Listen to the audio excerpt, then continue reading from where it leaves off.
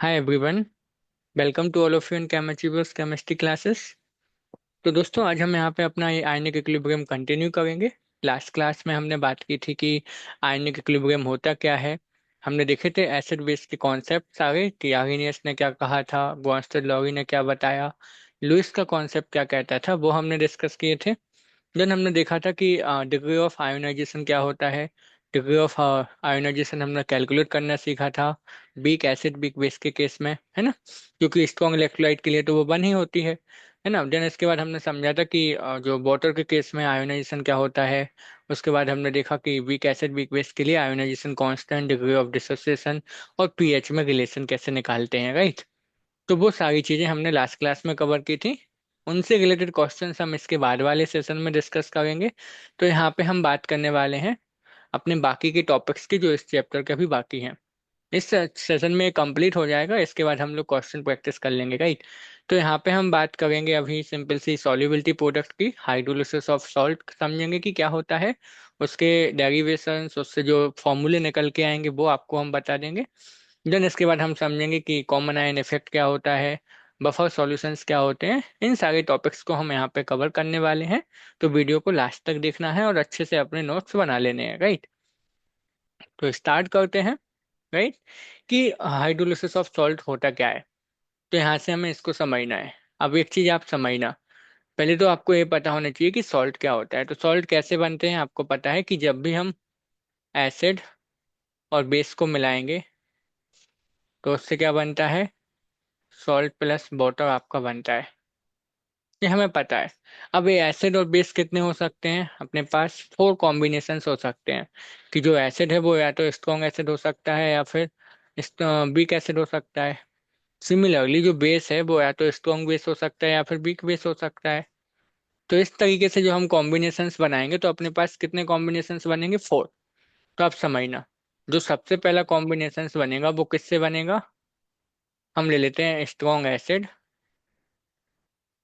यहाँ पे हम देखो शॉर्ट में इसको एस ए लिखेंगे, तो आप कंफ्यूज नहीं होना। स्ट्रॉन्ग एसिड के लिए S A and strong base के लिए हम लिख लेंगे एस बी। ठीक है। तो पहला अपने पास जो पेयर होगा स्ट्रॉन्ग एसिड स्ट्रॉन्ग बेस से बनने वाला सॉल्ट।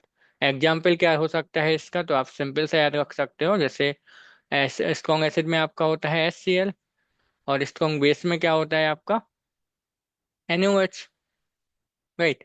तो इनसे जो बनने वाला सॉल्ट हो जाएगा उसका एग्जाम्पल आप बोल सकते हो NaCl। पहला क्लियर, एक तो सॉल्ट हो सकता है अपने पास। दूसरा, दूसरा जो सॉल्ट हम बना सकते हैं वो किस किस से बना सकते हैं। हम मान ले कि हम स्टार्टिंग में लेते हैं यहाँ पे बीक एसिड, और जो यहाँ पे बेस होगा वो स्ट्रॉन्ग ही रहने देते हैं। ठीक। तो यहाँ पे जैसे बीक एसिड हम क्या ले सकते हैं, एसिटिक एसिड। और बेस क्या हो सकता है, स्ट्रॉन्ग NaOH तो है ही। तो जो सॉल्ट बनेगा वो कौन सा हो जाएगा आपका, CH3COONA। यहाँ तक क्लियर। तो ये दूसरा एग्जाम्पल हो गया जिसमें हमने सॉल्ट किससे बनाया, बीक एसिड और स्ट्रॉन्ग बेस से। तीसरा सिमिलरली अपने पास क्या हो सकता है कि हम एसिड यहाँ पे ले लें स्ट्रॉन्ग, एसिड को स्ट्रॉन्ग ही कहने दें, है ना। और बेस कैसे ले लें, बीक। बीक बेस के लिए हम WB, बीक एसिड के लिए WA ऐसे लिख लेंगे शॉर्ट में, हाँ। तो यहाँ पे एग्जाम्पल क्या हो सकता है इसका, सिंपल है। स्ट्रॉन्ग एसिड HCl है, बीक बेस होता है अमोनियम हाइड्रोक्साइड। तो इनसे जो सॉल्ट बनेगा वो क्या बनेगा, NH4Cl। इसका एग्जाम्पल हो गया, ठीक। सिमिलरली अपने लास्ट वाला जो बचेगा वो हो जाएगा बीक एसिड और बीक बेस का। इसमें कौन सा हो सकता है, तो देखो बीक एसिड का एग्जाम्पल आप सबको पता है, जैसे हम बोले एसिडिक एसिड। ठीक, बीक एसिड हो गया। बेस आपको पता है बीक, जैसे अमोनियम हाइड्रोक्साइड हो गया। तो इनसे जो बनने वाला सॉल्ट होगा वो कौन सा बन जाएगा, अमोनियम एसिटेट। और वाटर निकल जाएगा। तो इसका एग्जाम्पल हो जाएगा अमोनियम एसिटेट, ठीक। तो ये बीक एसिड हो गया, ये अपना बीक बेस हो गया, और इनसे बनने वाला सॉल्ट हो गया अमोनियम एसिटेट। तो इस तरीके से अपने पास चार प्रकार के क्या हो सकते हैं, सॉल्ट हो सकते हैं। पहला अपना स्ट्रॉन्ग एसिड स्ट्रॉन्ग बेस से बना हुआ, then weak acid strong base से बना हुआ, स्ट्रॉन्ग एसिड वीक बेस से बना हुआ, और लास्ट में वीक एसिड वीक बेस से। तो टोटल चार है। हमें क्या करना है, इनका हाइड्रोलिसिस। अब पहले आप हाइड्रोलिसिस का मतलब समझना। ठीक। हाइड्रोलिसिस का मतलब होता है कि अपने पास कोई कंपाउंड है, उसको हम वाटर में डिजोल्व करेंगे तो वो अपने आयनों में ब्रेक होगा। क्या कहा हमने? अपने पास कोई सब्सटेंसेस है या कंपाउंड है, उसको हमने वाटर में डिजोल्व किया। डिजोल्व करने पर वो अपने आयंस में डिसोसिएट होगा, उसको बोलोगे आप हाइड्रोलिसिस ऑफ सॉल्ट। लेकिन अपने पास जो है NaCl, अब NaCl में प्रॉब्लम क्या है आपको पता है कि जो NaCl है वो ऑलरेडी Na+Cl- में है। मतलब ऑलरेडी उसके पास क्या है, आयंस हैं। तो जो हम इसको वाटर में डिजोल्व करेंगे तो ये आयंस में ब्रेक नहीं होता है, आयंस तो इसके पास पहले से ही थे। ये बस क्या होगा, वाटर के साथ इंटीग्रेट करके लिक्विड फॉर्म में आ जाएगा। तो कहने का मतलब, जो सॉल्ट आपका बनेगा स्ट्रॉन्ग एसिड स्ट्रॉन्ग बेस से, उसमें आयंस पहले से ही होते हैं।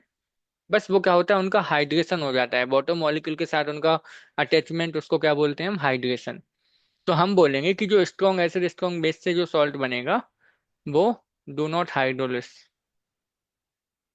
डू नॉट हाइड्रोलाइज, ऐसा बोल सकते हो आप कि इनका हाइड्रोलिसिस नहीं होता है। ठीक। इनका क्या होता है, हाइड्रेशन होता है, क्योंकि इसके पास आयंस पहले से हैं। तो हाइड्रोलिसिस का मतलब है कि जब हमने किसी कंपाउंड को डिजोल्व किया तब वो अपने आयंस में ब्रेक हो। ठीक। यदि उसके पास आयंस ऑलरेडी थे तो फिर उसको हम हाइड्रोलिसिस नहीं बोलते हैं, वो अपना हाइड्रेशन होता है फिर। ठीक। तो हाइड्रोलिसिस किसका नहीं होगा, जो स्ट्रॉन्ग एसिड स्ट्रॉन्ग बेस का जो सॉल्ट बनेगा उसमें हाइड्रोलिसिस नहीं होता है। तो फिर बाकी कितनों का हाइड्रोलिसिस हो सकता है, इन तीनों का हाइड्रोलिसिस होता है ना। तो क्यों नहीं हुआ पहले वाले का, वो चीज वो आपको समझ आई ना, क्योंकि उसमें आयंस पहले से ही मौजूद थे, उसका हाइड्रोलिसिस नहीं होगा। हाइड्रोलिसिस का मतलब है कि जो कंपाउंड है वो जब आपने डिजोल्व किया वाटर में तो वो अपने आयंस में ब्रेक होगा, उसको हम बोलते हैं हाइड्रोलिसिस। अब NaCl में आयंस आयंस जो थे वो पहले से ही थे, हमने जब वाटर में डिजोल्व किया तो हाइड्रेशन होगा। इसको हम क्या बोलते हैं, जब आयंस पहले से होंगे और वाटर मॉलिक्यूल के साथ इंटरेक्ट करेंगे तो उसको हम नाम देते हैं हाइड्रेशन, है ना। तो यहाँ पे क्या होता है ना, हाइड्रेशन आपका होगा।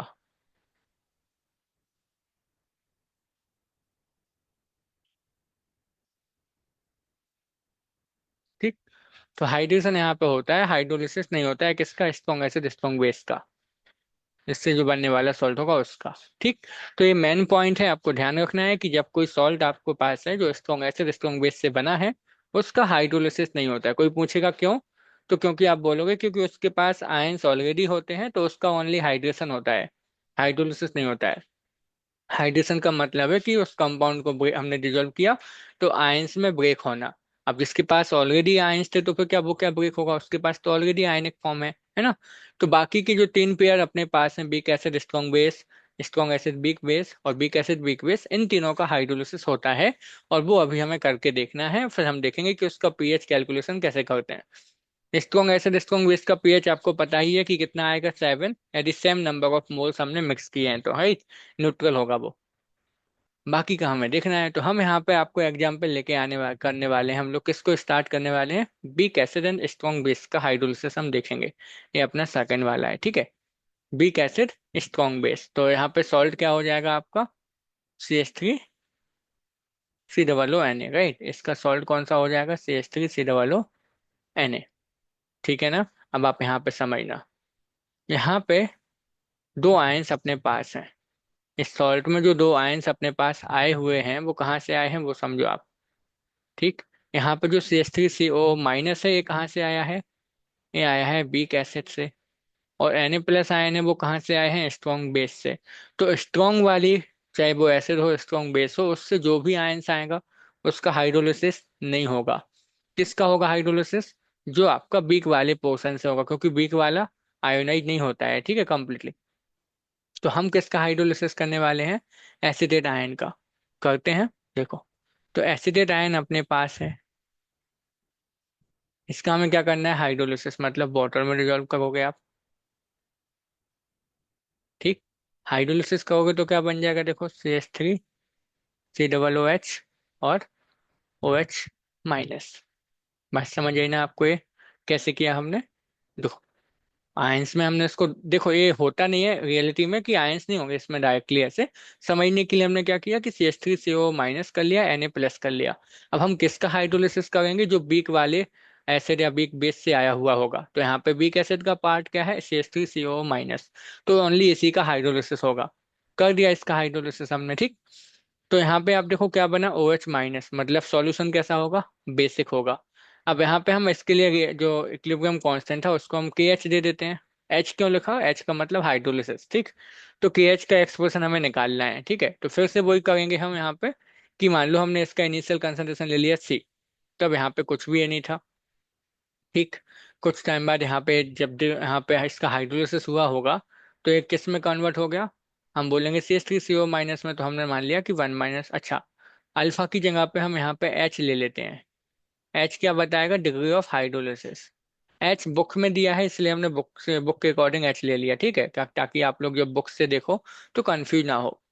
तो AbCH हो जाएगा, AbCH। वाटर को क्यों नहीं लिया, क्योंकि वाटर को हमने लार्ज अमाउंट में लिया है तो उससे उसके कंसंट्रेशन से कोई इफेक्ट नहीं पड़ेगा, ठीक है, इसलिए। तो अब यहाँ पे देखो ये कहाँ आ गया, एट इक्विलिब्रियम, ठीक है। तो KH का हम यहाँ पे एक्सप्रेशन लिख सकते हैं क्या, आपको आता है, बिल्कुल आता है। प्रोडक्ट का कंसंट्रेशन और डिवाइड में आप बोलोगे रिएक्टेंट का कंसंट्रेशन, तो CH3CO माइनस आ गया, ठीक। वैल्यू पुट कर दो यहाँ पे जो भी अपने पास कंसंट्रेशन है। तो KH इक्वल आपका हो जाता, इतना तो देखो CH इंटू CH और C1 माइनस H। तो C से तो C कैंसिल हो जाएगा, अपने पास KH इक्वल आ जाता CH² अपॉन 1 माइनस H। अब देखो यहाँ पे अपने पास क्या है, बीक एसिड है, ठीक। और जिसका हाइड्रोलिसिस हुआ है वो बीक ही है ना। तो हम कंडीशंस क्या ले सकते हैं कि फॉर बीक एसिड यहाँ पे जिसका हाइड्रोलिसिस हुआ है, सो यदि अपने पास इफ H की वैल्यू 1 से बहुत कम होती है तो हम क्या बोल सकते हैं कि 1 माइनस जो H होगा वो अप्रोक्सीमेटली किसके इक्वल होगा, 1 के, ठीक। कब एप्लीकेबल है ये अप्रोक्सीमेशन जो हम ले रहे हैं, जब आपको H की वैल्यू मिलेगी लेस देन 10%, ठीक। जो क्वेश्चन आपको गिवन रहेगा उसमें आप H कैलकुलेट करोगे या फिर क्वेश्चन में जो H दिया होगा, डिग्री ऑफ हाइड्रोलिसिस, यदि उसकी वैल्यू 10% से कम है, 10% मतलब 0.1, है ना, 10% मतलब 0.1। तो 0.1 से यदि उसकी वैल्यू कम है ना तो फिर आप इस अप्रोक्सीमेशन को लगा सकते हो। अदरवाइज आपको इस पूरे एक्सप्रेशन को सॉल्व करना पड़ेगा इसको, ठीक। ध्यान रखना ये चीज बहुत इंपॉर्टेंट है। तो आप क्या बोल सकते हो फिर यहाँ पे, यदि हम ये अप्रोक्सीमेशन लेते हैं तो KH इक्वल क्या आ जाएगा, CH² जो लास्ट क्लास में हमने किया था जैसे Ka वाले केस में। तो यहाँ से H का एक्सप्रेशन निकल के क्या आ जाता, KH/C, यही आ जाता, जैसे लास्ट क्लास में किया, सब कुछ सेम है यहाँ पे, ठीक है। तो ये तो आ गया अपने पास डिग्री ऑफ हाइड्रोलिसिस। H क्या है यहाँ पे आपके लिए लिख देते हैं हम सिंपल सा, H अपने पास है डिग्री ऑफ हाइड्रोलिसिस, ठीक। अच्छा, अब हमें क्या करना है यहाँ पे, ये तो अपने पास एक रिलेशन हो गया जिसको आपको थोड़ा ध्यान रखना है, ठीक है। अब हम क्या करेंगे, हमें यहाँ पे रिलेशन निकालना है। पीएच तो हमें निकालना ही है, एक रिलेशन निकालेंगे KH का, हम यहाँ पे कैसे निकालेंगे वो समझते हैं। तो यहाँ तक आई होप आप सबको क्लियर रहा होगा कि क्या किया हमने, सिंपल सा किया है, ठीक। कि जो बीक एसिड से जो पार्ट आया था उसका हाइड्रोलिसिस हमने कर दिया, हाइड्रोलिसिस करने के बाद हमने क्या किया यहाँ पे कि सिंपल सा KH, और KH से हमने H निकाल दिया, डिग्री ऑफ हाइड्रोलिसिस निकाल दी। ये अप्रोक्सीमेशन कब लगाना है, जब H की वैल्यू आपको मिले 10% से कम, ठीक। 10% या उससे कम मिलेगी तो आप इसको लगा सकते हो, ठीक है। आगे चलते हैं, रिलेशन से यहाँ पे फाइंड आउट करते हैं हम। तो देखो अपने पास क्या था, उस रिएक्शन को हम एक बार फिर से लिख लेते हैं, ठीक है। ऐसा अपने पास, तो आपको किसका हाइड्रोलिसिस करना है, तो वो आपको ध्यान रखना है कि जो बीक एसिड से आया होगा या जो भी बीक वाले पोर्शन से आया होगा उसी का हाइड्रोलिसिस हम करेंगे, ठीक। तो यहाँ पे ऐसा बना था, ठीक। तो यहाँ पे आप इसका KH का एक्सप्रेशन भी लिख सकते हो, क्या आया था अपने पास, प्रोडक्ट अपॉन रिएक्टेंट करना है, काफी सिंपल। अभी आपको ये चीजें बहुत सिंपल लग रही होंगी, है ना, जिसने भी लास्ट क्लास देखी है। तो वहां पे भी हमने सेम तरीके से डेरिवेशन किया था, और ये सब कुछ सेम तरीके से ही है, उसी तरीके से। अब यदि हम यहाँ पे लें, देखो बीक एसिड अपने पास था, यदि उसका डिसोसिएशन कांस्टेंट लें हम, तो क्या लिख सकते हो आप? इसके डिसोसिएशन कांस्टेंट को हम के बोलेंगे, क्योंकि एसिड है तो के लिख लिया गई। तो ये क्या आएगा, के का एक्सप्रेशन आप यहाँ पे लिख सकते हो, प्रोडक्ट अपॉन रिएक्टेंट।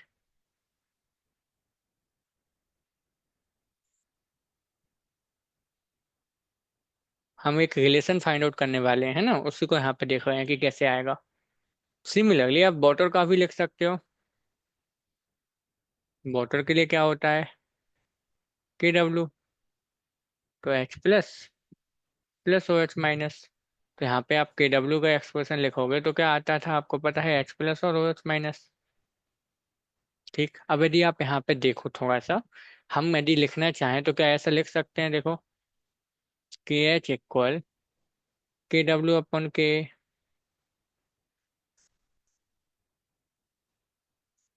यदि आप के डब्ल्यू में के से डिवाइड करोगे तो के एच आएगा। कैसे आएगा करके देख लेते हैं, देखो यहाँ पे यदि हम करें, आपको एक रफ वर्क करके दिखाते हैं, ठीक है। के डब्ल्यू अपन के करो, तो के डब्ल्यू क्या था, H plus into O H minus. ठीक, अपॉन में के आएगा तो क्या आएगा, देखो नीचे C H three C O minus H plus, और उसके डिनोमिनेटर वाला पार्ट ऊपर चला जाएगा तो C H three C double O H, right. अब आप यहाँ पे समझना, देखो आप देखोगे तो एच प्लस से एच प्लस कैंसिल हो गया, क्या बचा, देखो C H three C double O H, O H minus, और नीचे था एसिटेट आयन। और ये किसके इक्वल है, देखो के एच के इक्वल है ना, के एच के इक्वल। तो हम बोल सकते हैं कि के एच इक्वल हो जाएगा के डब्ल्यू अपॉन के। तो एक रिलेशन हमें ए मिल गया।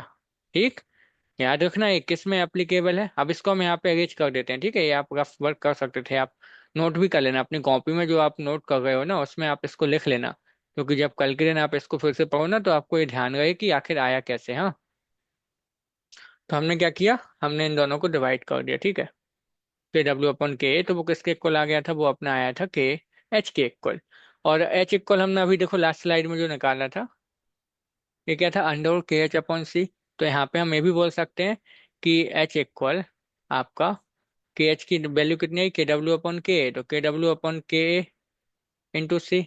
एक रिलेशन ये भी हो सकता है आपका, क्योंकि के एच इक्वल क्या था, के डब्ल्यू अपॉन के। ठीक, एक चीज ध्यान रखना कि जितने भी रिलेशन आ रहे हैं ना वो किस किस के लिए है, वीक एसिड और स्ट्रॉन्ग बेस से बनने वाले सॉल्ट के लिए। ठीक, तो अपने पास एक रिलेशन मिल गए, हमें क्या निकालना है अभी, पीएच। तो पीएच के लिए कैसे करेंगे, देखो इसमें क्या मिलेगा आपको, ओएच का कंसंट्रेशन, हाइड्रोक्साइड आयन का कंसंट्रेशन हमारे पास है कितना है, सी एच। तो करते हैं आगे, है ना।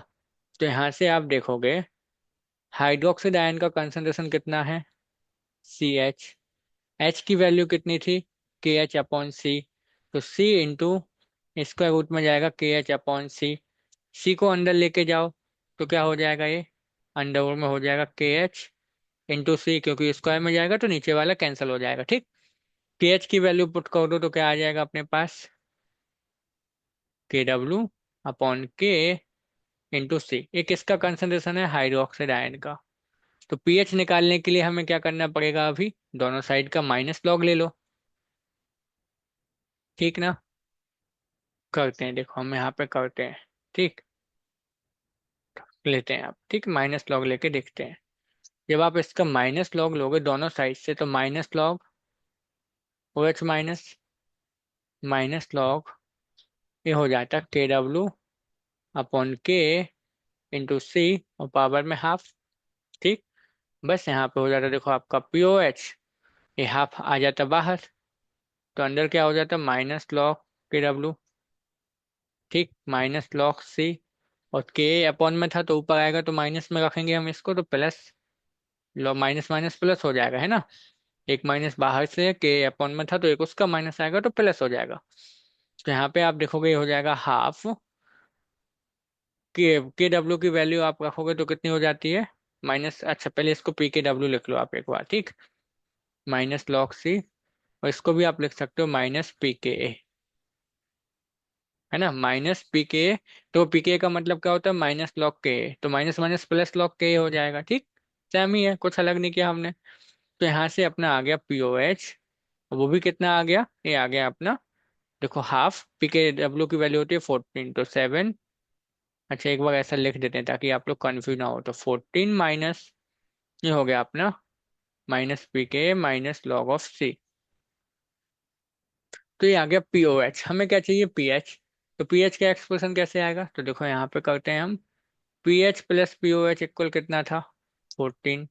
तो पी एच कितना आ जाएगा, 14 माइनस पी ओ एच। कर दें इसको, ठीक करते हैं, देखो। तो पी एच इक्वल हो जाता है इसका 14 माइनस, अच्छा अच्छा यहाँ पे आप डायरेक्ट कर दे तो कितना आ जाता है, 7 माइनस हाफ पी के प्लस लॉग सी हो जाता ना, माइनस कॉमन ले लिया हमने तो। ठीक, तो यहाँ पे आप देखोगे तो कितना बचेगा, जब आप 14 में से इसको माइनस कर दोगे, हम डायरेक्ट लिखने वाले हैं, तो कितना हो जाएगा आपका ये, 7 प्लस हाफ पी के प्लस लॉग ऑफ सी। ये एक्सप्रेशन आता पीएच के लिए। ठीक, तो क्या क्या रिलेशन आए आपने अभी देखा है इसको, ठीक है। अभी हम आपको लास्ट में एक सारी टेबल बनवा देंगे ताकि आपको ये चीजें क्लियर हो जाएंगी, है ना। सो डोंट वरी, यहाँ पे देखो तो क्या क्या फॉर्मूले अपने पास निकल के आ गए, है ना। आपको सारे फॉर्मूले एक साथ लिखवा देते हैं, किस केस में, बीक एसिड और स्ट्रॉन्ग बेस वाला जो हमने केस देखा था, तो उसमें अपने पास सबसे पहले क्या निकला था, के एच। क्या था, के एच इक्वल हमने लिया सी एच स्क्वायर, तो यहाँ से हमें मिला एच, कितना मिल गया था, अंडर में के एच अपॉन सी। ठीक, इसके बाद जो दूसरा हमें यहाँ पर रिलेशन मिला, वो मिला हमें के एच का, कितना था वो, के डब्ल्यू अपॉन के। ठीक, फिर हमने क्या किया, यहाँ पे एच में इसको सब्स्टिट्यूट कर दिया, सॉरी यहाँ पे आपने जो लिखा है ना, हाँ बिल्कुल सही है यहाँ तक तो, है ना। तो के डब्ल्यू अपॉन में के इंटू सी हो जाता है, ठीक है। अब इसके बाद हमने यहाँ पे हाइड्रोक्साइड आयन का कंसंट्रेशन निकाला, वो था अपने पास कितना, सी एच। तो ये निकल के आया था कितना अपने पास, सी एच इंटू सी, जो कि था किसके इक्वल, के डब्ल्यू अपॉन के इंटू सी। ठीक, ये हाइड्रोक्साइड आयन का कंसंट्रेशन था। फिर हमने यहाँ पे निकाल दिया पी ओ एच, तो पी ओ एच अपने पास निकल के आया 7 माइनस हाफ पी के प्लस लॉग ऑफ सी। फिर हमने निकाला पी एच, तो पी एच कितना निकल के आ गया था, 7 प्लस हाफ पी के प्लस लॉग ऑफ सी, ये निकल आया था, है ना। कैसे निकाला था ये, तो आपको याद होगा P H plus P O H equal होता था 14, इसका यूज करके हमने निकाला था। तो कौन कौन से फॉर्मूले जो हमें यहाँ पे थोड़ा इंपॉर्टेंट है ध्यान रखने हैं, ये दोनों वाले, ठीक है। क्वेश्चन यहाँ से आते हैं पीएच वाले रिलेशन से, या फिर वो आपसे के एच निकलवा सकते हैं। तो ये फॉर्मूले थोड़े से हमें ध्यान रखने, किस कैटेगरी में है अभी, weak acid and strong base वाले में। सिमिलरली आपका अदर केसेस में भी सेम आएंगे। तो एक बार फिर से डेरिवेशन आपको ध्यान दिलवाते हैं, देखो हम यहाँ पे थे। ठीक, क्या किया हमने, स्टार्टिंग से देखते हैं। हमने लिया था बीक एसिड स्ट्रॉन्ग बेस का सॉल्ट, उसमें देखा कि जो बीक एसिड का पार्ट है वो हाइड्रोलिसिस में जाएगा, हाइड्रोलिसिस किया हमने, वहां से निकाला के एच, हाइड्रोलिसिस कांस्टेंट, है ना। के एच से हमने निकाली एच की वैल्यू, यहाँ तक क्लियर। ये अप्रोक्सीमेशन हमने यहाँ पे लगाया। याद रखना अप्रोक्सीमेशन कब लगाओगे, जब एच की वैल्यू आपको मिलेगी लेस देन 10% और इक्वल टू डैम, राइट। तो एच क्या था यहाँ पे, डिग्री ऑफ हाइड्रोलिसिस, एच निकाल लिया। एच के बाद फिर हमने फिर से क्या किया, उस एसिड के लिए के ए और के डब्ल्यू वाटर के लिए, दोनों का यूज करके के एच के साथ एक रिलेशन निकाला। ठीक, तो मिला हमें के एच इक्वल के डब्ल्यू अपन के ए। ठीक, इसी को हमने फिर सब्स्टिट्यूट कर दिया, हाइड्रोक्साइड आयन का कंसंट्रेशन निकाल लिया, सॉरी ऑल ऑफ यू। फिर हाइड्रोक्साइड आयन से हमने निकाल दिया पीएच। क्लियर था ना। डेरिवेशन आपके एग्जाम में नहीं आते हैं, ना ही आपसे कोई पूछेगा डेरिवेशंस, लेकिन आपको फॉर्मूले आने चाहिए। तो कहीं पे आपको कंफ्यूजन आ जाए ना, तो उसी के लिए हमने आपको ये फॉर्मूले बताए हैं, ताकि आप एक बार तुरंत रफ वर्क पर जाके एक बार करके देखोगे, एग्जाम में आपको याद आ जाएगा। ठीक, अभी लास्ट में हम आपको ट्रिक्स भी सिखा देंगे कि कैसे याद रखोगे, हाँ। यहाँ तक तो क्लियर। अब आप एक चीज देखो, यहाँ पे वापस आते हैं थोड़ा सा, यहाँ पहली वाली स्लाइड में एक केस आपको बताना है हमें, यहाँ पे आप समझना है, यहाँ पे सॉरी, देखो यहाँ पे एक केस आपको समझना है, सिंपल सा है, समझते हैं। पहली चीज, पहले वाला तो हमने कहा था न्यूट्रल होगा यदि इक्वल मोल्स मिलाओगे। बी कैसे स्ट्रॉन्ग बेस हमने लिया है, तो यहाँ पे स्ट्रॉन्ग क्या है, बेस। तो ये जो फाइनल सॉल्यूशन होगा वो कैसा हो जाएगा यहाँ पे, बेसिक होगा, क्योंकि स्ट्रॉन्ग क्या है, बेस है। तो सॉल्यूशन कैसा होगा, बेसिक। मतलब इस वाले सॉल्यूशन के लिए जो पीएच आएगा वो कितना आएगा, मोर देन 7। ये समझ आया आपको। Then strong acid weak base लिया, तो यहाँ पे स्ट्रॉन्ग क्या है, एसिड है। तो ये सॉल्यूशन कैसा होगा, फाइनली एसिडिक। ठीक, तो इसके लिए पीएच आप देखोगे तो कितना आएगा, लेस देन 7।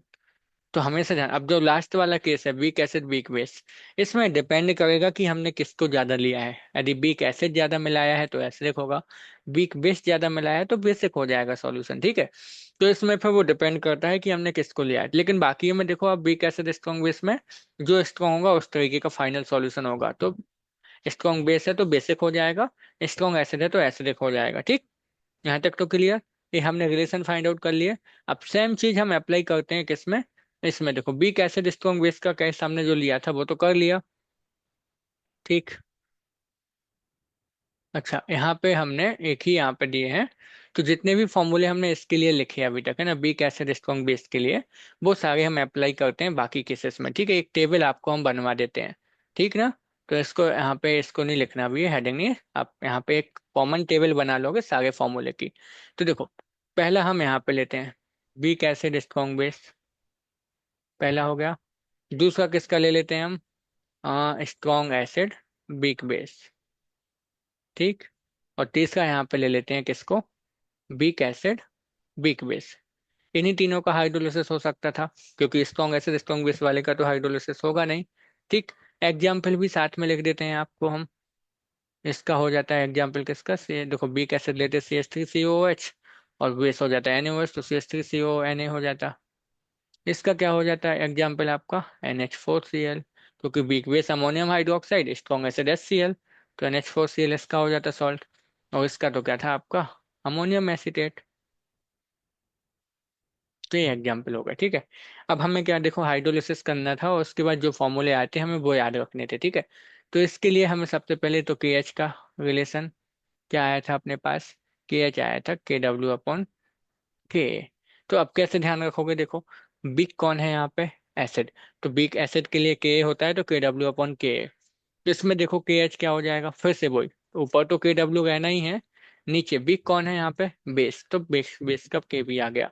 इसके लिए लिखोगे तो क्या, देखो KW तो ऊपर रहेगा, अब बिग कौन है यहाँ पे, दोनों है, दोनों का लिख दो, K × Kb। समझ आया ना, तो पहला फॉर्मूला क्लियर। कैसे लिखोगे, समझ आया, बी एसिड बी और स्ट्रॉन्ग बेस था तो हमने देखा ऊपर KW रहना ही है, नीचे उसको जो बीक है, बीक एसिड है तो के, दूसरे वाले में बीक क्या था, बेस, तो के भी ले लिया।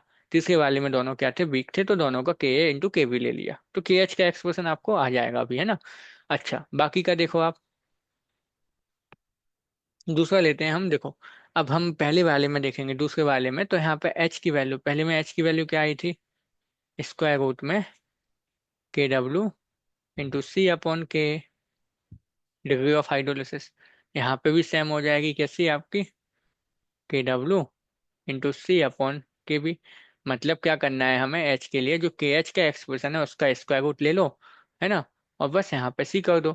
लेकिन इस केस में आपका क्या रहेगा, ये इतना ही रहेगा, क्योंकि आपका K और Kb दोनों आए हैं तो कंसंट्रेशन यहाँ पे कैंसिल आउट हो जाएगा आपका। ठीक है, तो इसके लिए H हो जाएगा सेम, KW/K × Kb।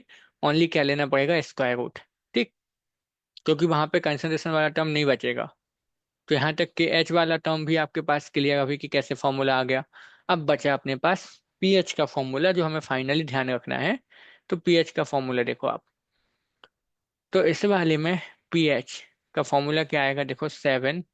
इसमें भी आप लिख लो pH = 7, और इसमें पीएच आपका क्या आएगा लिखना है हमें, तो इसमें 7। ठीक है, तो तीनों में है, आपने क्या लिख लिया, 7 तो आपने लिख लिया। अब आपको लिखने के बाद क्या करना है, देखो यहाँ पे स्ट्रॉन्ग क्या है, बेस। तो आपको पता है कि पीएच की जो वैल्यू आएगी वो 7 से ज्यादा आएगी। यहाँ पे स्ट्रॉन्ग क्या है, एसिड है, तो 7 से पीएच क्या आएगा, कम।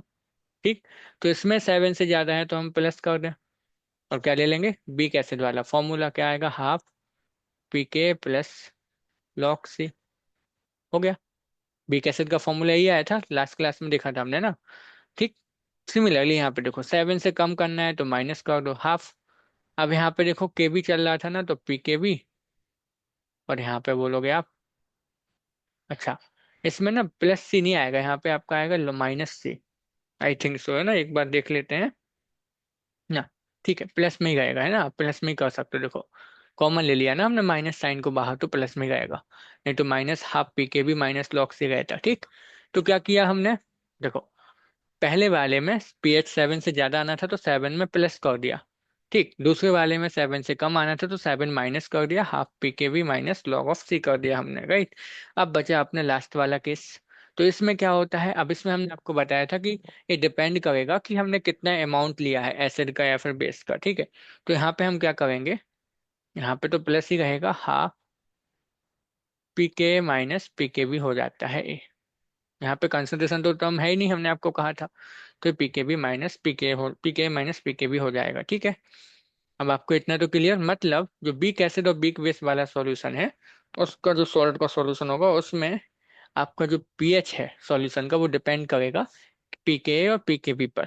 अब अपने पास दो केस यहाँ पे बन सकते हैं। पहला केस आप बोल सकते हो कि पीके की वैल्यू सपोज कम है किससे, पीकेबी से।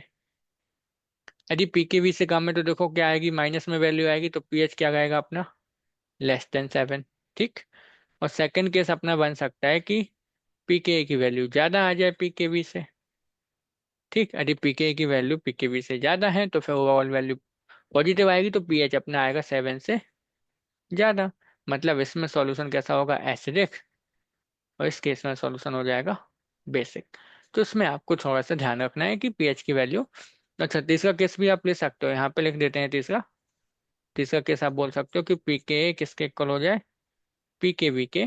तो उस केस में आप बोलोगे पीएच किसके इक्वल हो जाएगा, 7, न्यूट्रल हो जाएगा वो सॉल्यूशन। ठीक, तो ये तीनों फॉर्मूले आपको हमने सारे बता दिए। इतने ही फॉर्मूले हैं जो आपको एज इट इज ध्यान रखने हैं। एग्जाम में डायरेक्ट क्वेश्चंस आते हैं, आपको हम क्वेश्चंस भी कराएंगे, है ना, तो आपको समझ आएगा कि कैसे क्वेश्चंस आते हैं। इस वाले कैटेगरी का है, हाँ, जो नीचे लिखा है हमने। तो आई होप आपको हाइड्रोलिसिस ऑफ सॉल्ट वाला टॉपिक समझ आया होगा। देखो हमने जैसे डेरिवेशन किया ना पहले वाले केस में करके दिखाया कि फॉर्मूले कैसे आए, सेम डेरिवेशन आपको बी का जो सेकंड केस है स्ट्रॉन्ग एसिड वीक बेस, उसमें करना है। सेम डेरिवेशन आपको लास्ट वाले केस में भी करना है। तो डेरिवेशन आपको सेम करना है, तो आप चाहो तो करके देख सकते हो, और कहीं पे डिफिकल्टी फेस हो तो आप हमसे कमेंट सेक्शन में पूछ भी सकते हो, कमेंट में, तो हम आपको बता भी देंगे बाद में, है ना, अगले सेशन में। तो लेकिन जैसा हमने पहले में करके दिखाया डेरिवेशन वैसे, क्योंकि डेरिवेशन आपके एग्जाम में नहीं आएंगे, इसलिए हमने आपको इन सारे सभी का डेरिवेशन नहीं कराया। ठीक है, ओके। तो हमने हाइड्रोलिसिस वाला टॉपिक कवर कर लिया। अब बात आती है किसकी, जिस तो मैंने डोलोफ्यू। अभी बात आती है अपनी, अ, देखते हैं कॉमन आयन इफेक्ट। इसका मतलब क्या है समझना, एक बहुत ही सिंपल है। जो हमने लेटर के लिए प्रिंसिपल देखा था ना उसी से रिलेटेड है। सपोज अपने पास हमने ले लिया बीक एसिड का सॉल्यूशन। ठीक है, क्या ले लिया हमने, बीक एसिड ले लिया, एसिडिक एसिड। ठीक, इसका हमने सॉल्यूशन ले लिया। तो आपको पता है बीक एसिड में क्या होता है, कंप्लीटली डिसोसिएट तो होंगे नहीं, तो इसमें क्या रहेगा, इक्विलिब्रियम आ जाएगा। अच्छा, एक चीज याद रखना, स्ट्रॉन्ग एसिड में कभी भी इक्विलिब्रियम नहीं आएगा, ना ही स्ट्रॉन्ग बेस में, क्योंकि वो पूरी तरह से डिसोसिएट हो जाएंगे, तो वहां पे आयनिक इक्विलिब्रियम नहीं हो सकता है, राइट।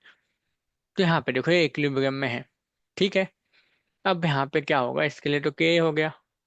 अब हमने क्या किया, इस एसिड के सॉल्यूशन में हमने ऐड किया इसके सॉल्ट को। ये हमने इसमें ऐड किया, इसको ऐड करने से होगा क्या, देखो एक इसमें ब्रेक हो जाएगा। ठीक, इसके सॉल्यूशन को हमने इसमें क्या कर दिया, ऐड। ठीक, तो जो पहले सॉल्यूशन था, ठीक, जो पहले सॉल्यूशन था उसमें जब हमने इसको ऐड कर दिया, तो ऐड करने के बाद क्या होगा इनमें, आप बोलोगे कि जो एसिटेट आयन है उसका कंसंट्रेशन इंक्रीज हो जाएगा। बस समझ आई ना, पहले अपने पास इक्विलिब्रियम था एसिटिक एसिड के सॉल्यूशन में, अब उसी सॉल्यूशन में हमने एसिटिक एसिड का ये सॉल्ट सोडियम एसिटेट ऐड कर दिया। तो सोडियम एसिटेट जब ऐड किया तो ये ब्रेक होकर क्या बनाएगा, एसिटेट आयन। तो जो एसिटेट आयन पहले से थे सॉल्यूशन में, अभी वो इंक्रीज हो गए, क्योंकि इस सॉल्ट से भी उसको एसिटेट आयन मिले, राइट। मतलब यहाँ पे प्रोडक्ट का कंसंट्रेशन इंक्रीज हो गया। तो लेचाटिली प्रिंसिपल में क्या देखा था कि यदि प्रोडक्ट का कंसंट्रेशन इंक्रीज होगा तो रिएक्शन कहाँ जाएगी, बैकवर्ड। तो इसका मतलब जैसे ही ये इंक्रीज हो गया, रिएक्शन कहाँ जाएगी अपनी, बैकवर्ड। ठीक। बैकवर्ड मतलब आपका क्या होगा यहाँ पे, एसिटिक एसिड बनेगा, है ना। तो हम यहाँ पे क्या बोलेंगे कि इसमें उल्टा हो जाएगा, यहाँ पे एसिटिक एसिड बनेगा, ऐसा बनेगा ये। एसिडेट आयन H प्लस से कंबाइन होकर क्या बनाएगा, एसिटिक एसिड। ठीक ना। यही होगा, क्योंकि एसिडिक आयन की कंसंट्रेशन इंक्रीज हो गई, तो रिएक्शन बैकवर्ड जाएगी, मतलब एसिटिक एसिड बनेगा। ठीक। अब एसिटिक एसिड बनेगा मतलब जो पहले से ब्रेक हुआ था अब तो उससे भी कम हो गया वो, तो डिग्री ऑफ डिसोसिएशन क्या हो गई, कम, है ना। तो यहाँ पे बोलेंगे कि due to the presence of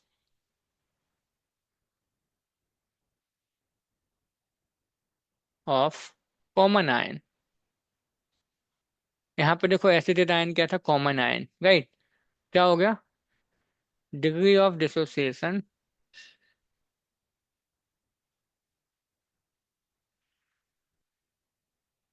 suppress,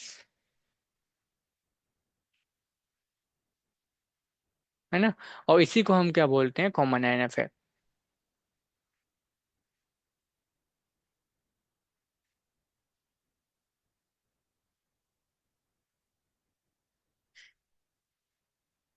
समझ आई ना बात।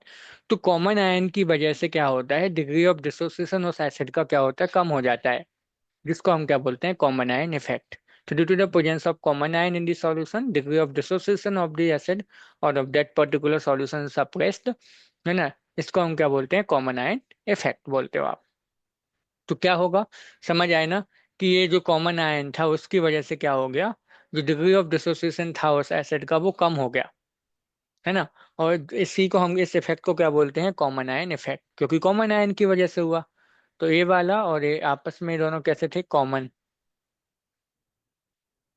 तो जैसे ही हमने किसी सॉल्यूशन में हम उसके कॉमन आयन कंटेनिंग एसिड को मिलाएंगे, उसका सॉल्ट मिलाएंगे, तो उसमें क्या हो जाएगा, उसका डिग्री ऑफ डिसोसिएशन सप्रेस हो जाएगा।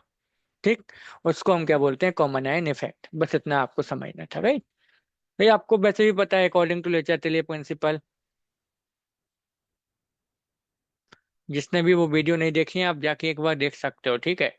बहुत ही इंपॉर्टेंट है ये प्रिंसिपल, इससे क्वेश्चंस आते हैं।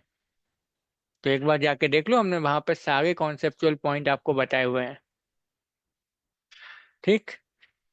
तो समझ गए ना। अब बात आती है बफर सॉल्यूशन की, इसके बाद तो बफर सॉल्यूशंस क्या होते हैं। तो आप बोल सकते हो कि solutions which pH does not change on adding small amount of acid और बेस सॉल्यूशन। ठीक। तो ऐसे सॉल्यूशन जिनका पीएच क्या होता है, फिक्स होता है, पीएच कांस्टेंट होता है। यदि आप उसमें थोड़ा सा एसिड या थोड़ा सा बेस डाल दोगे तो उसका पीएच चेंज नहीं होगा, तो उसको हम बोलते हैं बफर सॉल्यूशन, राइट। तो आप बोलोगे solutions which pH does not change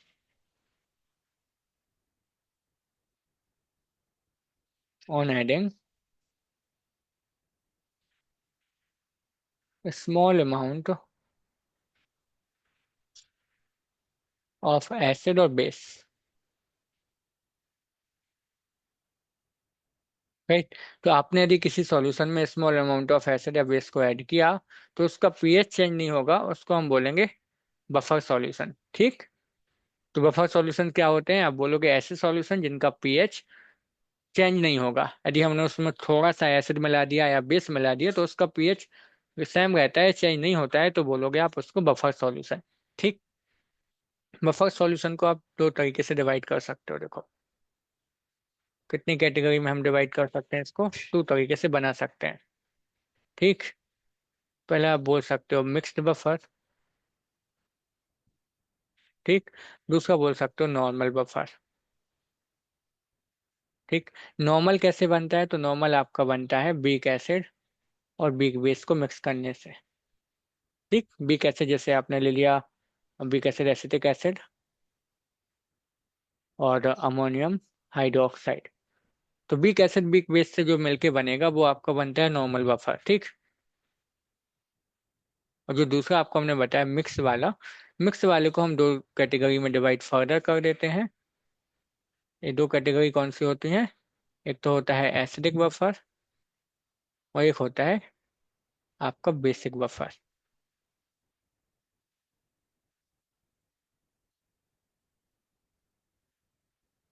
ठीक, ये दो होते हैं। अब एसिडिक बफर बेसिक बफर कैसे बनते हैं उसको हम यहाँ पे समझेंगे अभी डिटेल में। तो नॉर्मल बफर कैसे बनता है, बीक एसिड बीक बेस को मिलाने से बफर बन जाता है। ठीक, अभी हम समझेंगे कि वो बफर की तरह काम कैसे करते हैं। ठीक है, कि पीएच चेंज क्यों नहीं होगा वो भी समझेंगे। तो यहाँ पे चलते हैं, पहले एसिडिक और बेसिक बफर को समझते हैं कि कैसे बनाएंगे। तो हम यहाँ पे आपको दोनों का एक साथ बताने वाले हैं। एक साइड आप लिख लोगे एसिडिक बफर कैसे बनाएंगे हम, ठीक है, और दूसरी साइड हम लिख लेंगे बेसिक बफर बनाने का तरीका।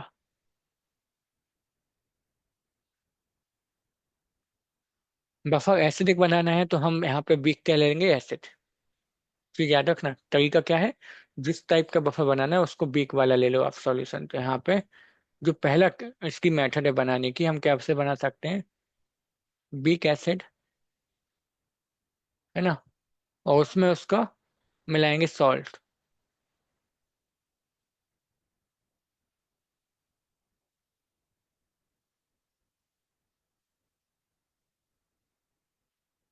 उसी का सॉल्ट बनाएंगे लेकिन किसके साथ, स्ट्रॉन्ग बेस के साथ बना बना हुआ उसका सॉल्ट।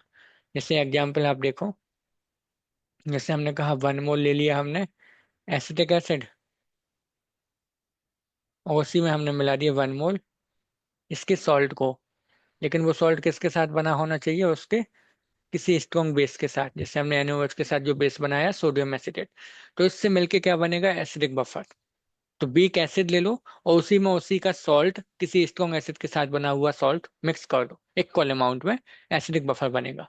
सेम तरीके से आप इसको बोल सकते हो कि बेसिक बफर कैसे बनेगा, बीक बेस ले लो आप, है ना, और उसी में ऐड करोगे salt of that base with strong acid. ठीक, जैसे एग्जाम्पल आप बोल सकते हो इसका क्या, बिग बेस हमने ले लिया अमोनियम हाइड्रोक्साइड, और इसी का हम क्या ले लेंगे, सॉल्ट NH4Cl। सेम अमाउंट में मिलाओगे, जैसे यहाँ पे लिखा था ना 1 मोल, तो 1 मोल 1 मोल इसका भी आप मिला सकते हो।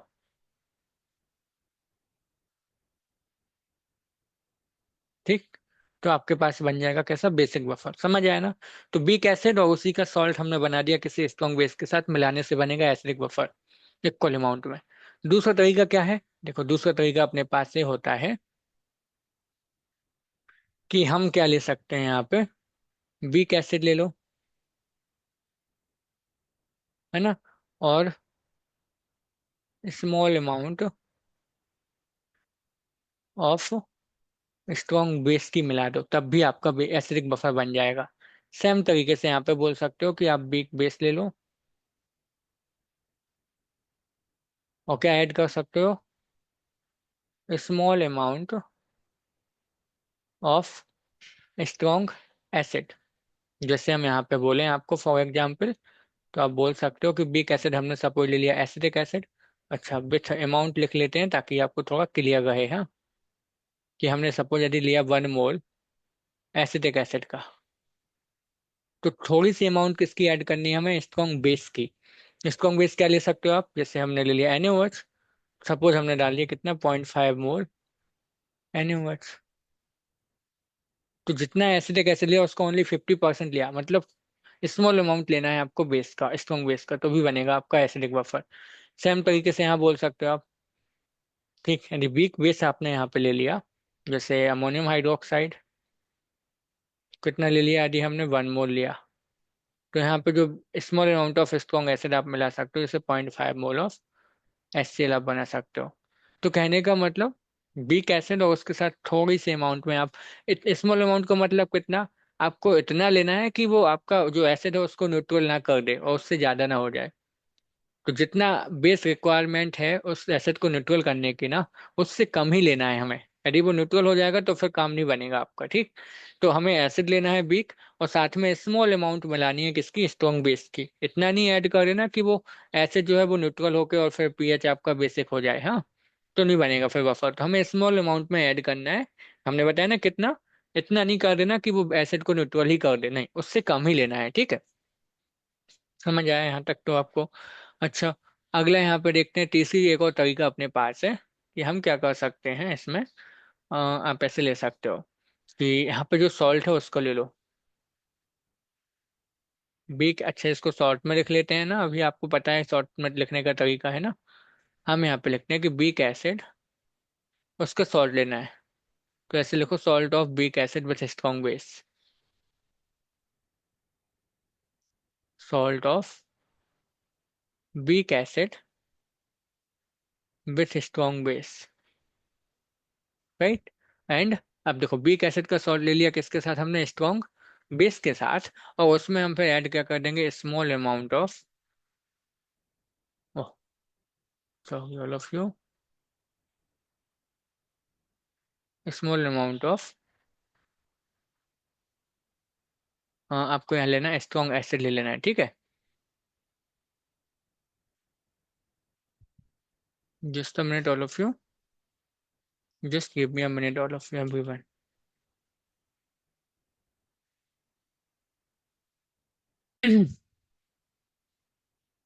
राइट। तो हमने यहाँ पे क्या कहा कि आपको क्या लेना है यहाँ पे, है ना, स्मॉल अमाउंट में क्या मिला देना है उसमें, स्ट्रॉन्ग एसिड। सिमिलरली आप यहाँ पे देखोगे तो हम क्या बोलेंगे कि हम यहाँ पे ले सकते हैं salt of weak base with strong acid, और साथ में मिला दोगे आप small amount of strong base, ठीक। जैसे एग्जाम्पल यदि हम आपको यहाँ पे दें तो आप क्या ले सकते हो, हमने ले लिया सोडियम एसिटेट। ये क्या है, उस एसिटिक एसिड का सॉल्ट हो गया, किसके साथ हो गया ये सॉल्ट, स्ट्रॉन्ग बेस के साथ, ठीक है।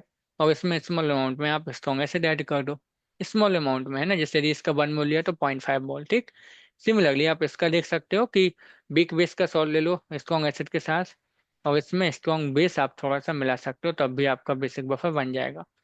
तो याद रखना कि स्मॉल अमाउंट में लेना है, ठीक है। स्मॉल अमाउंट, यहाँ पे अमाउंट भी आप ऐड कर लेना, ठीक। तो आपको इतना तो समझ आया ना कि कैसे कैसे हम, कितने तरीके हैं इसको बनाने के, एसिडिक बफर बेसिक बफर को बनाने के, राइट। वो हमने यहाँ पे समझ लिया, ठीक। अभी आगे चलते हैं। Just give me a minute all of you, I think some problems there, just a minute, right.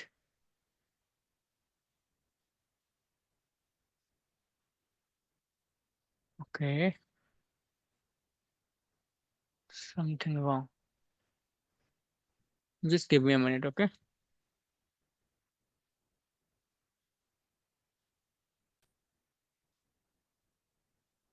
ना परफेक्टली फाइन ना।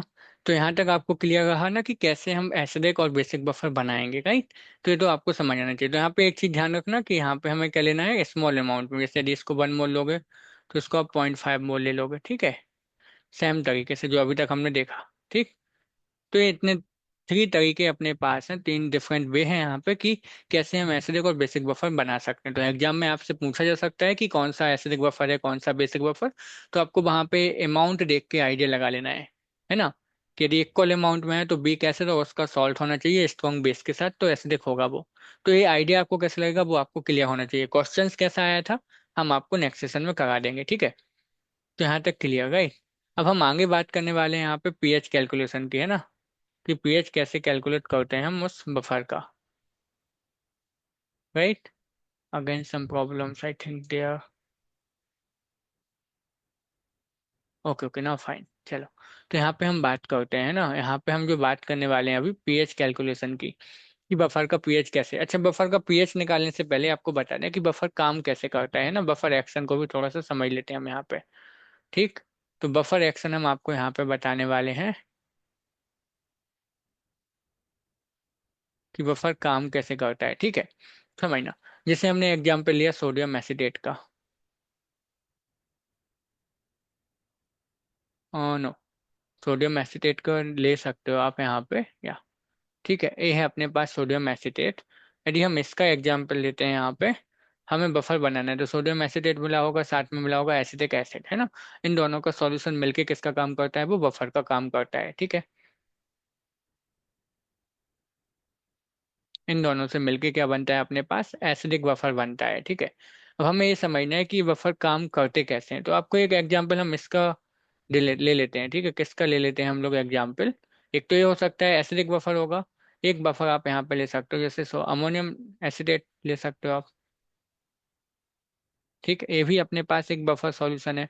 तो बफर सॉल्यूशन हमें समझना है कि काम करता कैसे है ना, हमें वो समझना है कि बफर सॉल्यूशन आखिर काम कैसे करता है। तो आप वो समझो, देखो कैसे करेंगे यहाँ पे हम, सिंपल से समझते हैं। होगा क्या, जैसे अपने पास ये रहा अमोनियम एसिडेट, तो इसको यदि हम डिसोसिएट करेंगे तो ये कैसे बनेगा, CH3CO माइनस और NH4 प्लस। राइट, इसी तरीके से बनेगा आपका ये। तो इसमें होगा क्या, अब जैसे इसके सॉल्यूशन में हमने क्या किया, स्मॉल अमाउंट में एसिड ऐड किया। ठीक, एसिड मतलब H+ आयन ऐड किए। तो H+ आयन को कंज्यूम कौन करेगा, एसिटेट आयन। तो जो एसिटेट आयन है वो H+ को कंज्यूम करके क्या बना लेगा, यहाँ पे ये दोनों आपस में मिलके क्या बना लेंगे, एसिटिक एसिड, जो कि कैसा है, वीक एसिड, फिर से डिसोसिएट नहीं होगा। तो जितना भी हमने एसिड ऐड किया था वो एसिटेट आयन ने ले लिया और उसको न्यूट्रल कर दिया। तो वहां पे कोई भी पीएच में चेंज नहीं होगा। सिमिलरली जब आप इसमें बेस ऐड करोगे, है ना, तो बेस जब आप इसमें स्मॉल अमाउंट में बेस ऐड करोगे तो क्या होगा, जो OH- आएगा बेस का, वो NH4+ लेके बना देगा NH4OH, जो कि कैसा होगा आपका वीक बेस, फिर से डिसोसिएट भी नहीं होगा। तो इस तरीके से पीएच इसका क्या रहेगा, कांस्टेंट रहता है। ठीक, यदि आप पूछो कि सर इसका कैसे बफर का काम करेगा, तो वो भी सेम है। जब आप इसमें एसिड मिलाओगे, ठीक, जब आपने उसमें एसिड मिलाया तो जो एसिटेट आयन होगा, ठीक, वो H+ आयन ले लेगा और बना देगा क्या, एसिटिक एसिड। ठीक, तो एसिडिक एसिड बन गया, तो H+ कंज्यूम हो गया जितना भी ऐड किया था, और एसिडिक एसिड वीक एसिड है तो फिर से वो डिसोसिएट भी नहीं होगा।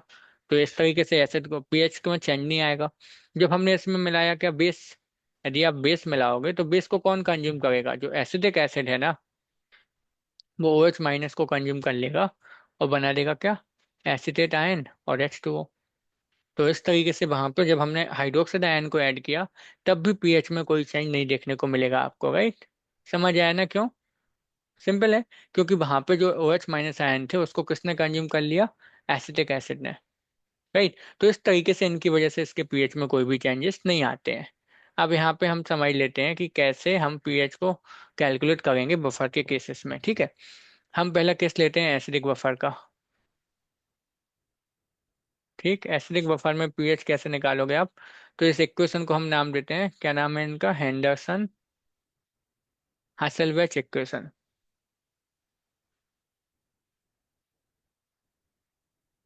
ठीक, हैंडरसन हसेल्वेज इक्वेशन इसको हम बोलते हैं। ठीक है, जो है जिससे हम यहाँ पे पीएच कैलकुलेट करेंगे किसका, बफर का। ठीक, क्या होता है ये, तो सपोज ऐसा ले लेते हैं कि अपने पास HA कोई एक बफर है, ऐसे है तो के ले लेते हैं हम। ठीक है, इनिशियल कंसंट्रेशन आपको सी अब आप ले सकते हो सेम, बाकी यहाँ पे हम सेम ऐसा करते हैं, के इक्वल क्या लोगे आप, H+A- अपॉन में HA। राइट, तो यहाँ से आप H+ का कंसंट्रेशन निकाल दोगे तो कितना आएगा, H+ का कंसंट्रेशन आपका के इंटू HA, और डिवाइड में आ जाएगा A-। नेगेटिव लॉगरिथम ले लोगे तो पीएच इक्वल क्या हो जाएगा आपका, डायरेक्ट हमने कर दिया माइनस लॉग, यहाँ पे हो जाता KHA अपॉन A-। ठीक, तो इसको हम ऐसा लिख सकते हैं, देखो माइनस लॉग है ना तो PK हो जाएगा, देन माइनस लॉग आपका हो जाता है HA अपॉन A-। इसको आप इन्वर्स भी कर सकते हो, रिवर्स कर सकते हो, आप लिख सकते हो पीएच इक्वल PK, इसको बोल सकते हो प्लस, प्लस कहोगे तो लॉग के अंदर जो चीज़ है उसका इन्वर्स हो जाएगा, है ना। तो क्या आ जाएगा, ऊपर आ जाएगा A-, नीचे हो जाएगा आपका HA, है ना। इसी को बोलते हैं हम हैंडरसन हसेल्बच इक्वेशन। इसी की हेल्प से हम क्या निकालते हैं, पीएच कैलकुलेट करते हैं बफर सॉल्यूशंस का। एसिडिक बफर होगा तो पीएच इक्वल हो जाएगा, बेसिक होता तो POH हो जाता, पीके की जगह पीके भी हो जाता है ना। तो यहाँ पे याद रखना, इसको आप जब बुक्स में देखोगे ना तो ऐसा लिखा मिलेगा, pH equal PK plus log, यहाँ पे हो जाएगा सॉल्ट अपॉन में HA क्या था अपने पास, एसिड। ये फॉर्मूला आपको मिलेगा बुक्स में लिखा हुआ।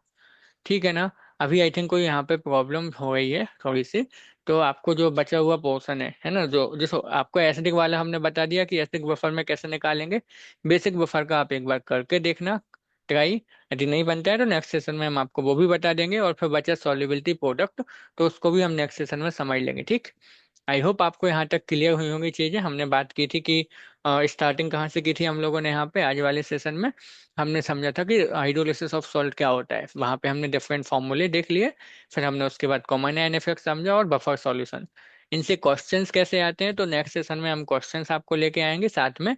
जो लास्ट टॉपिक अपना बचा है सॉल्युबिलिटी प्रोडक्ट, उसको भी वहीं पे कवर कर लेंगे, ठीक। आई होप सो ऑल क्लियर। तो मिलते हैं नेक्स्ट सेशन में। सेशन पसंद आया हो तो सेशन को लाइक कर देना। और यदि आप चैनल पे नए हो तो चैनल को सब्सक्राइब कर लो। और अपने दोस्तों के साथ शेयर भी कर देना है, राइट। तो मिलते हैं नेक्स्ट सेशन में। I hope so all clear, right. या thank you so much for watching this video all of you.